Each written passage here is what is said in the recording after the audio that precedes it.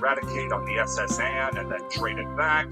Beat Sabrina with a launcher you don't own. The frog fight by holding your Game Boy up to an active sprinkler system. These are just notes. But see, that's a self-imposed challenge. So many rules. Way too many to keep up with. Well, now we go for one that's much easier to understand. Nice. Come back here whenever you're tired. 100% run. All that needs to be done is that the game is completed from beginning to end, collecting everything along the way. Think that'd be easy in something with a small amount of short levels, like a Sonic game. But there's one in particular that makes such a challenge much less simple. In 2005, Sega decided to show the world how it was really done by blessing us with Shadow the Hedgehog. And like a chimpanzee caving in another's head for inventing fire, wasn't ready for it. They wrongly assumed the game was bad simply because it wasn't very good. But those of us with a refined palate knew it was all downhill from here. They gave Shadow a gun. It's all over! What made Shadow unique compared to other Sonic games was that it featured 23 levels, when other games of the time capped out at about 14, not counting boss fights. The hook, though, was that you wouldn't be able to play all of them in a single run-through. Instead, you would get to visit particular stages, depending on which of the stage's 3 objectives you chose to complete. This gives the game extremely varying lengths, depending on the route you end up taking. Straight shot from the start of a level to the end for a pure neutral run can take about half an hour. But routes with objectives, like Air Fleet, tasking you with destroying the President's escape pod, or Central City having you hunt down bombs, can add on a lot of time. Any route that sends you through Lost Impact is sure to get a big old 20 minutes added onto it as you get lost trying to find all the artificial chaos. It's a good game, don't believe the papers. With all of these stages, it becomes clear that a full 100% run of the game will end up taking a long time. You've got to A-rank every level in the game, collect all 6 of the game's unlockable guns, and level them up to full power, find the 5 different hidden keys around each level, and complete the routes that come with them, and get all 10 of the possible endings, dealing out with the game's secret final level.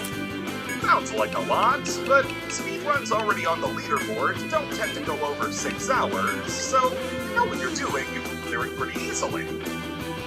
If you're a coward, see, it's not as simple as that, because all the stuff that most people count towards a 100% run of Shadow the Hedgehog, including the game itself, is what I just said, there is a final measuring stick for success that often goes ignored.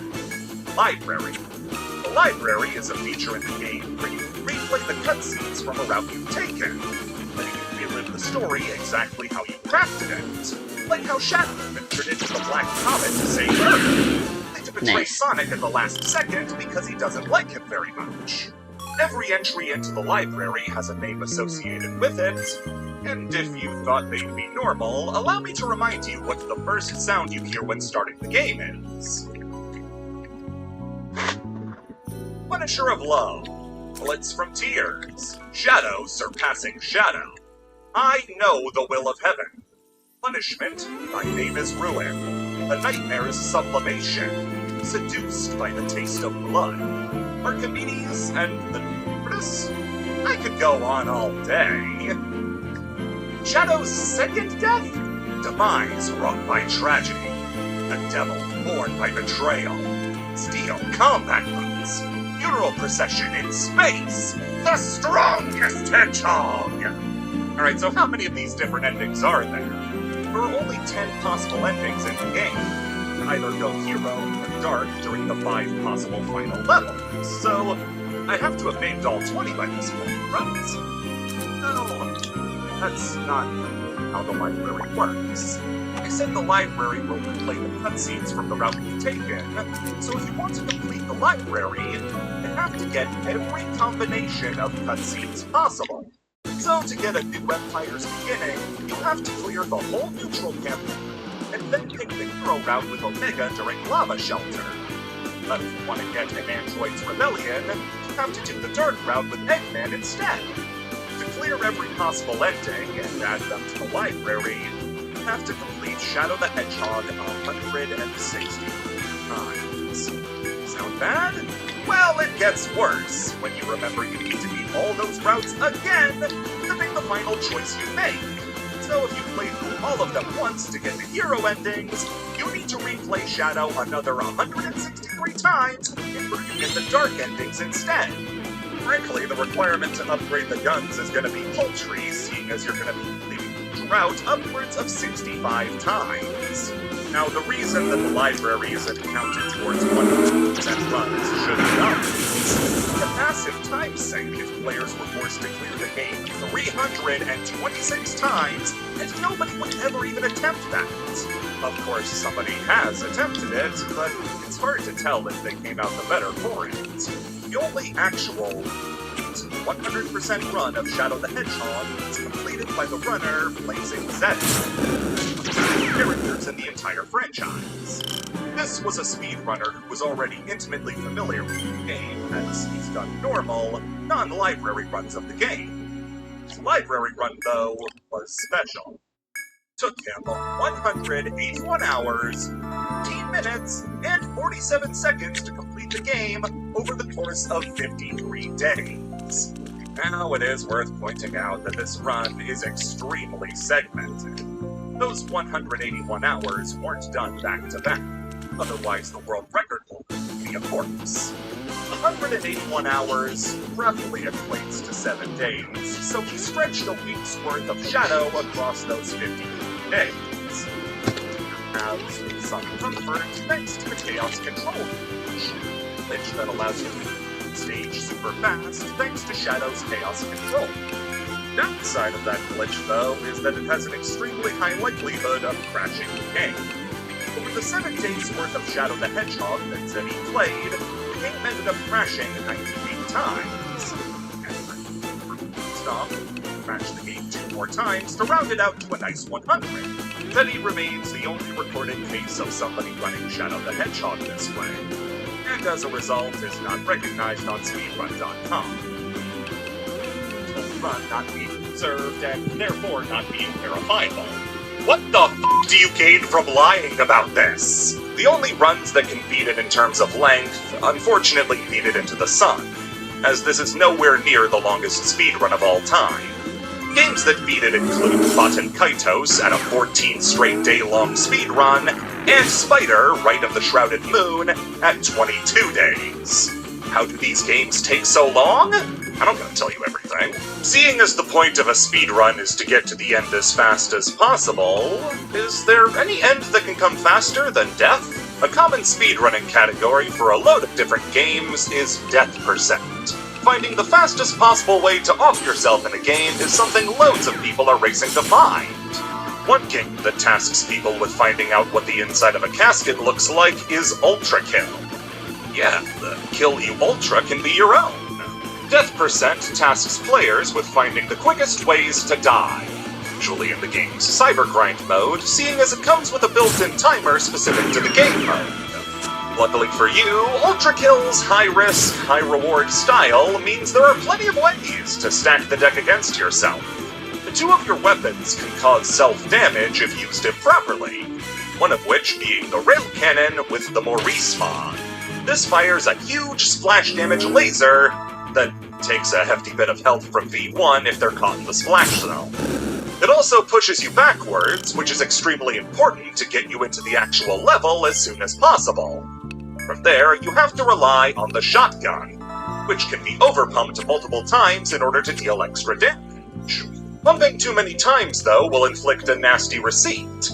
So after launching yourself with the rail cannon, simply overpump the shotgun, pull the trigger, and your history. These runs tend to push the boundaries of what counts as time, as the current world record is an 11-way tie, with each one of them dying in 1 millisecond. The run category on speedrun.com has banned times of 0 seconds, so if you want to get the record, the space on the first place podium is going to be cramped. Let's say you want to marathon an entire series' death percent speedruns. And let's say you have a real beef with the Scholastic Book Fair. There's a set of games perfect for you, And that's the Nancy Drew Death Percent Speedruns. The company Her Interactive has been publishing yearly Nancy Drew games from 1998 all the way up to 2015, frequently double-dipping and releasing 2 Drew games in a single year. They're your typical point-and-click adventure games, and, like most entries into the genre, there are situations you can find yourself in where Nancy bites the big one and ends up dying. That's right, almost every one of the nearly 35 mainline Nancy Drew point-and-click adventure games has a situation where you can kill Nancy Drew. Well, okay, so they're not all deaths. Sometimes Nancy just screws up and is taken off the case. But there's a frankly concerning amount of games where Nancy can die. These include building a bomb and then setting it off in your face, dropping a chandelier on your head, falling down the stairs, getting bitten by a poisonous spider, and getting attacked by a slightly aggressive mouse cat. What's more is that certain games have multiple options to off Drew, with some options being more optimal than others. For instance, in Nancy Drew, Danger on Deception Island, fast travel around the map is done by bike riding. Don't put on a helmet before riding your bike, though. There's a chance Nancy will take a header onto a rock and end up hospitalized. In Nancy Drew and the Haunted Carousel, one of the earlier puzzles requires you to use a clothing iron in your hotel room. If you don't unplug the iron before going to the next location, you get a call saying you burned down the hotel and you're going to jail. The fact that these are kids' point-and-click adventure games, and that means that the attempts to teach kids good lessons with game overs were used as speedrunning tech, is immaculate game design. The fastest way to kill Nancy Drew, though, comes from the original game Secrets Can Kill, where entering the diner and collecting the bolt cutters without stopping a gas leak causes the whole building to blow up in only 7 seconds. With only ghost dogs of Moon Lake coming close, since all you need to do is turn to the left and walk onto some weak floorboards. The only games to lack a death percent run are Lights, Camera, Curses, and Resorting to Danger, the 2 games in the Nancy Drew Dossier series, which appears to be the Putin branch of the Nancyverse. I know that this is a lively category, because looking at the rankings on speedrun.com reveals that 2 verified Drew crew members, Ersapon and Toasterberry, are in a nuclear arms race to see who can kill Nancy Drew faster, with the 2 trading records back and forth in almost every game. Even one of the most famous speedrunning games of all time, The Legend of Zelda: Ocarina of Time, has a death percent speedrun. And that death percent has subdivisions because of how many people were doing it. When you see people speedrunning this game in the Super Smash Bros. Brawl demo version, you knew people were going to be doing stuff like this. Go Home and Die percent is a speedrun tasking players to find a way to kill themselves in Link's home that you start the game in. Which sounds impossible, as there should be no way to do that, since you can't use items in the house. 5 minutes later, and players found that by glitching out of the starting area, collecting bomb chews, and then dying to respawn back in your house, you can stand in front of the door to your house and jump back at the same time as a bomb chew blows you up. Jot Wad and Jot Wall are 2 sister speedruns that have very similar objectives. Both start similarly to Go Home and Die percent, with you escaping the opening area and then making your way to Kakariko Village. Except instead of trekking all the way back home to finish yourself off, you instead climb to the top of the Kakariko Village watchtower and jump off. So, what's the difference between a Jot Wad and Jot Wall run? Well, Jot Wad is jump off the watchtower and die, while Jot Wall is jump off the watchtower and live. To do that, you'll need to find a fairy to revive you once you jump off the tower. Which means that Jot Wall runs oftentimes take 5 times as long to complete as a Jot Wad run, because the RNG of finding a fairy means much more can go wrong. There's a beautiful metaphor in here, but I choose not to find it. My favorite death percent speedrun, though, comes from the illicit drug called Factorio. Factorio hit Steam's storefront in 2020, and hit the general public like a goddamn train. This has never been a game I could see myself getting into, but only because I know I have an addictive personality, and if I invested much time into a game like this, my family would be down a son. This game is incredibly addictive, and the process of building up factories is so intricate and detailed that you'll lose hours simply connecting everything to power grids and traveling from station to station for upgrades. However, as the crippling realization that you're killing the planet's ecosystem sets in, you might want to find a way out. And barring building that rocket you need quick enough, there is another solution. That's where a watch-your-step speedrun of Factorio comes in. See, when you crash land on this alien planet, you're responsible for building everything. You mine materials to build new stuff, including conveyor belts to carry more material, and factories to build bigger and better stuff. Your massive web of interconnected systems might be taxing to travel on foot. Or you might have multiple factories humming along at the same time, working on different tasks. In order to make transportation easier, you can build trains that carry you around much faster than your little legs can. But what's funny about trains is that they work really well when you're inside of them, but when you step out, they become a lot less efficient. You guessed it, watch your step percent speedruns task you with building a train, and then hitting yourself with a train. Imagine somebody landing on an alien planet, and instantly losing hope. They say, I gotta kill myself. But instead of just jumping off something high or taking off your helmet, they build a decently sized and fully functional factory with the sole intent being to build a train to run yourself over with. It's not like trains are an early game build or anything. You have to work really hard to be able to build them, ignoring any other build as you try to fulfill your dream of exiting this world by Thomas-assisted suicide. Remember, you can build guns in this game. If you're looking to exit the world via fast metal object, that'd be my first choice over a train. Watch your step percent speedruns sadly don't do much different compared to a regular Why is this happening in Frailty Curse? Aside from Only a lot costing earlier. 3. So if you're trying to speedrun the game already, why not take a little time to see what life is like on the other side of the tracks? Particularly the middle. Now all of this can sound really hard. I mean, do you know how much effort goes into building a train? I do, and the results speak for themselves. Speedruns are hard work.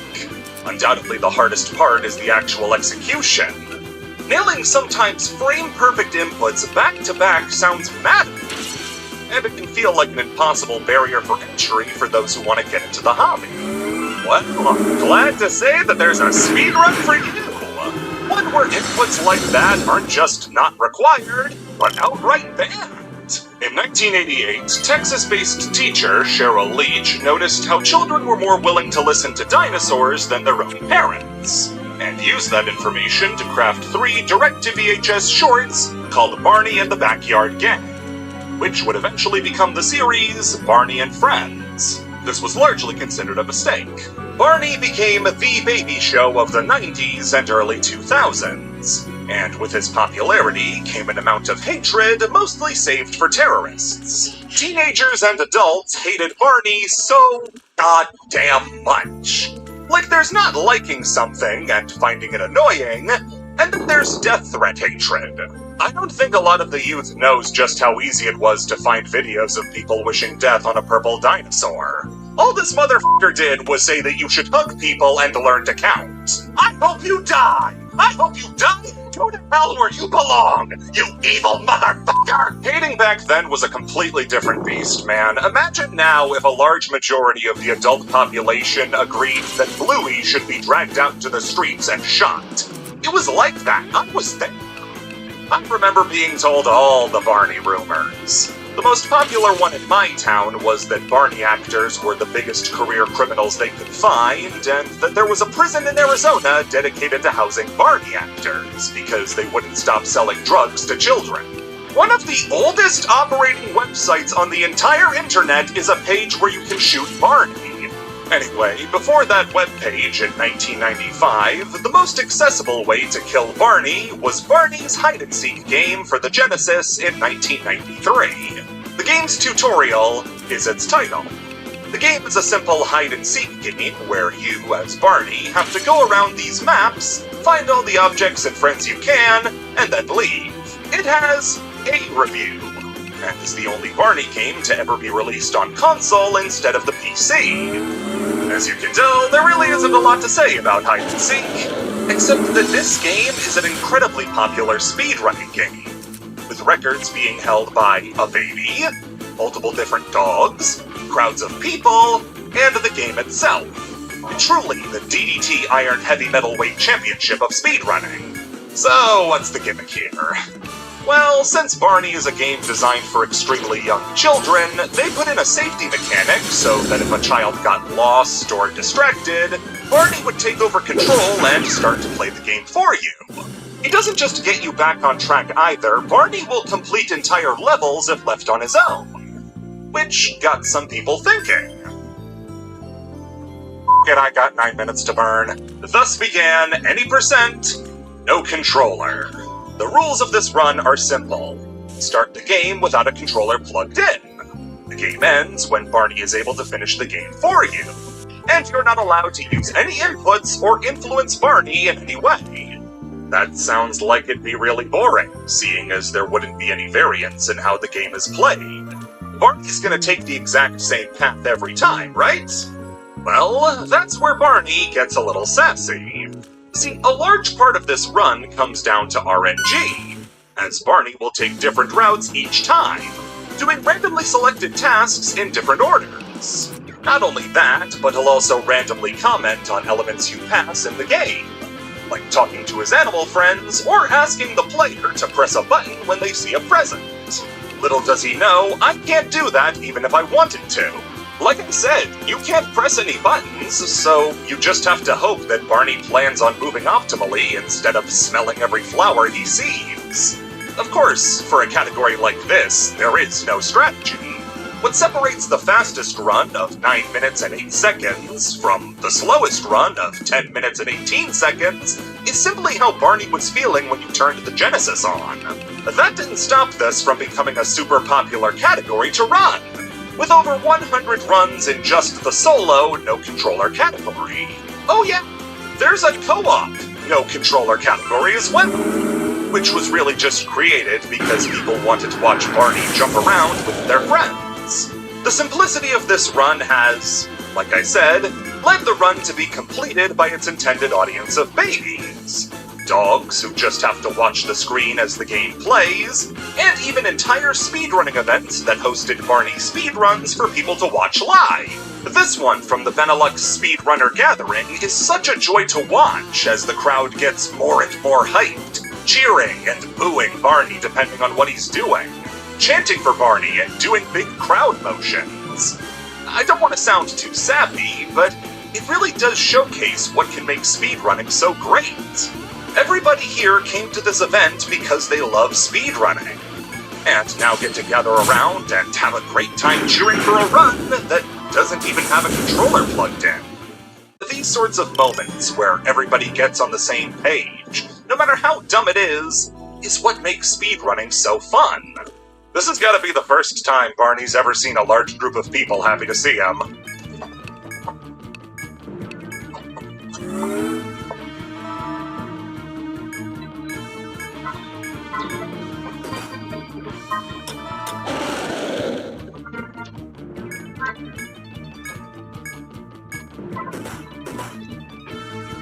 Maging mabusisi. Choose the most. Please get me out. What the fuck is going on? Of course, they really wanted to kill Vale first, before they let me run away.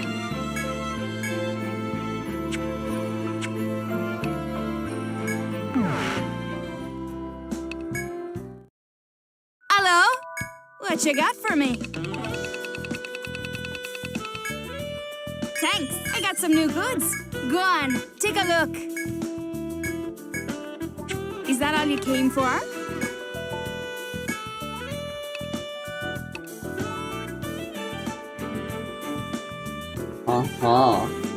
I like the words that you say.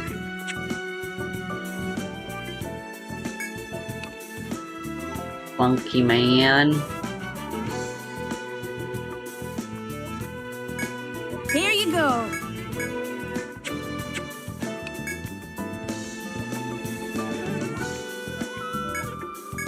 Here you go.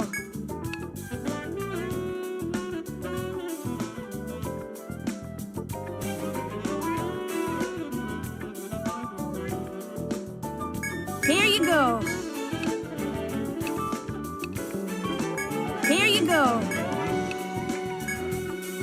Here you go. What you got for me?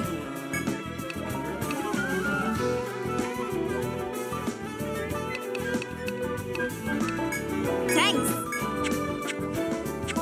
Thanks for the business. Oh, thank goodness.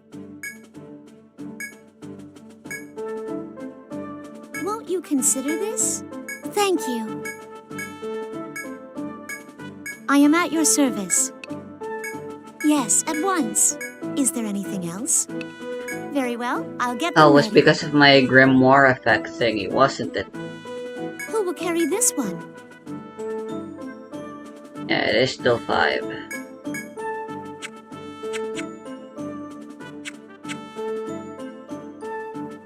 I shall await your return.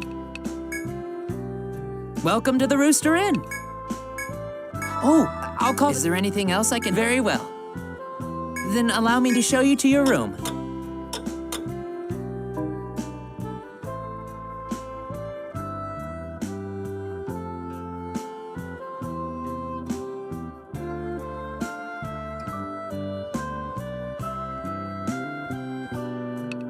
Well, be careful out there.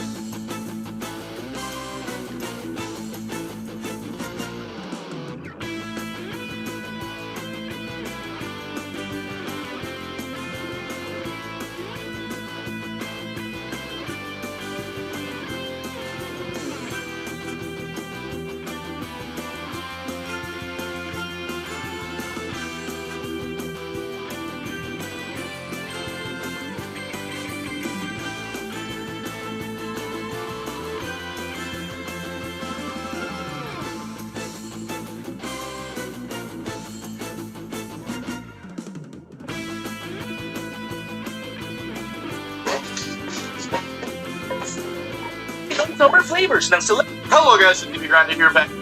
I was right. Yeah. So Richard is the Cyber Duelist. And I don't know who won the die roll, if that made a difference. Yeah, I mean, if you want to go second, then most of the time want your opponent to win the dice roll. No? Yeah. But Except it's a tempo element. Then you really want to win the die roll. that is true. And- That's an start. Yeah, and we sort of extra against Santa Eclipse. Honestly, a very strong start, Yeah. but I would be even more scared if like the X sent a heraldic cut. Has had a top at the last YCS. It actually did, yeah, but I didn't see some of them here today. Maybe they are somewhere, because I really want to see the heraldic deck. But first of all, we will go for our Rising combo here first. I think you search Node, right? Yeah, search node now with Sword. Ice is going to be added to the pet.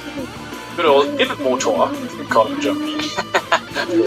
Yeah, and now will he go for the King of the Pharaohs here, or does he already have Engine? I think he already does have a lot of engine there, so we're going to the Duo Drive and try to resolve that one. That's a bit weird that he sent Eclipse Twins down if you want to go Dual Drive anyways, because normally you send another Dual Drive. You might not have the space for the second Dual Drive though, which could explain it. Let me quickly check. But I mean, if your opponent lets you go first, maybe you expect Breaker so you don't need to play it long. No, he actually only plays one move, so no chance to send it. Alright, fair enough. Alright, so we have the Cross and I think Star Rise here. I don't know, did we search it? Could be, but I don't know, maybe we just summon Star of here of Ice? But I mean, we probably don't play more search targets, so... I think you should. I think there's nothing wrong with making the ceiling of your deck bigger. I mean, there is one downside, because you get more inconsistent. Yeah, hey. If you want to win a tournament, you kind of also want the luck of the draw, right? This is a This is a risky one to go to the detonator here Yeah. before having played out the cross. Yeah, a because lot of deck lists you I've noticed. you have Eclipse with the graveyard, fair enough. Something I Still, never you could really just agree with check is just how down, greedy like, some lists Wheeler are. chooses, like everything he has on field. But let's see. Putting in Yeah, one there's a of rising cross instant and win Christian buttons says, yeah, and that is all that fine, meaning that in now the that side is deck resolved and and we're sometimes even in kinda the main deck. That is true, but I mean, at this point, there's also not gonna be. honestly, Nip plus It's Veil. crazy, but it's always those That's- lists that make it to the It's top. actually pretty much The true. ones that But I don't mean, you play have the greedy detonator don't like make it regardless, too right? far. Yeah, that is correct. And now we are actually special summoning Ice by sending the Dual Drive, which is a bit odd, but probably we have. Okay, yeah, we have the note. We special it now. Is there another right card even in the graveyard? Though, I don't think there is. I think we're just gonna go to another. or no, we have to do two rises, right? So there should be two rises, right? Okay, so are you even using note now? Is the question. I've seen 2D prayers in Pokémon. So if he doesn't have another card, There is an actual Tornado Dragon, an interesting card to summon here, and now uses prayer that tributes Aramasa. that's a hand. That's a hand for sure. Our Masa searches for a monster, so with the prayers, we're also gonna get a monster. So we don't have access to. Actually, at Saji of the prayers, that is interesting at least. But we didn't normal it, so we can still normal the Saji. We normal dice. No, we special it. We send the No, we sent the dual drive for the second dice. We normal summoned the ice after we went for dual drive. So I think that what you want to do is you search for. You can special do Saji, but it's not optimally, I think. Okay, yeah, you're right, you're right. Okay, and there we special it, and what we also see here, I mean, it's very clear, but Richard did not draw one of his Charmies. Yeah, that's true. We have Hamakiri now in hand, and we get a ritual here as well. Exactly, and that is like a very good combo. We don't even use the Habakiri, which is, I think, fine, because we keep it for follow-up, because we already have everything we need. Are you gaming with no finance?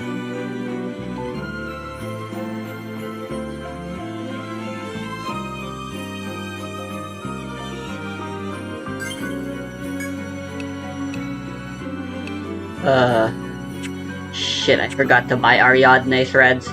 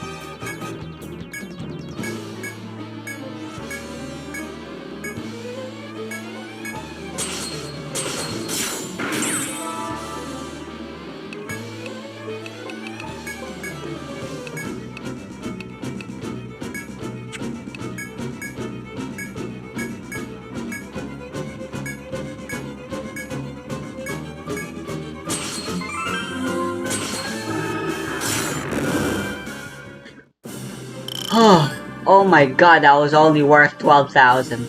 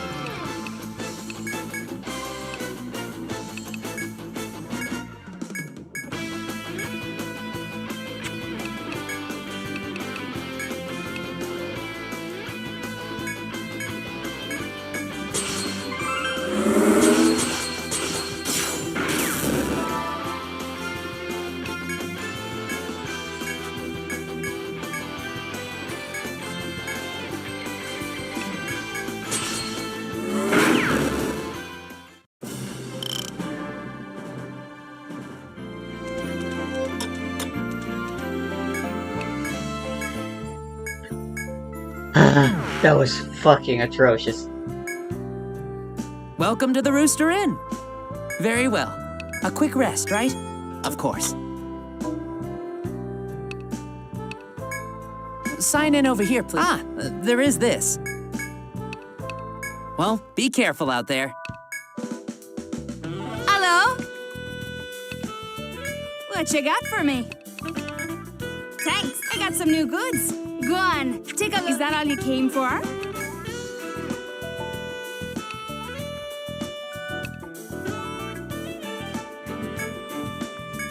Here you go. Here you go.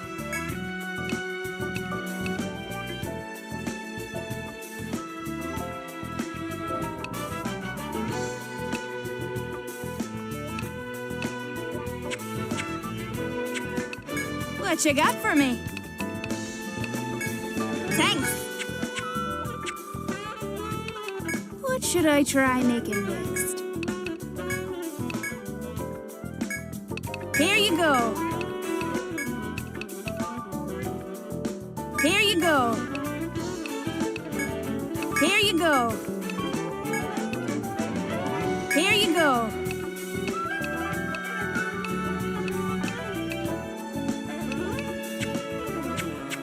Thanks for the business. Let me have a look. Welcome back, everyone. I am at your service. Yes, at once. Is there anything else? Who will carry this one? Whoa.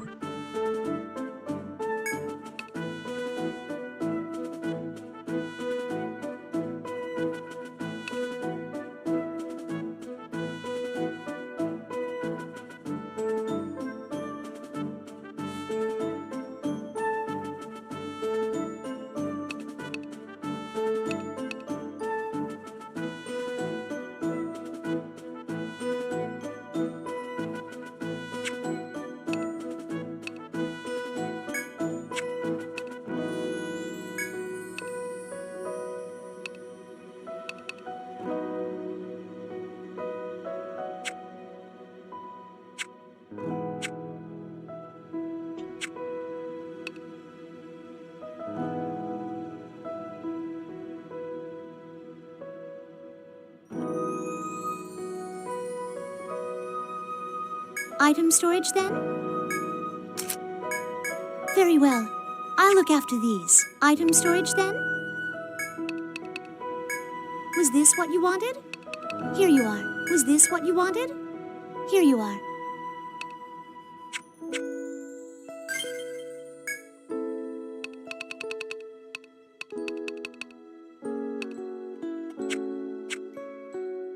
Item storage, then?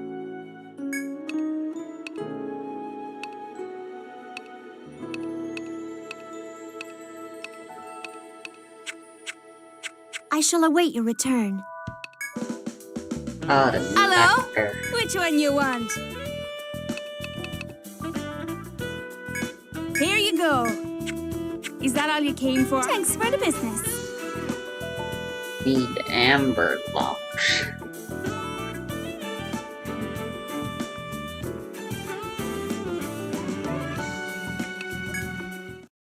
Welcome to the Rooster Inn. Sign in over here, please. Come back here whenever you're tired.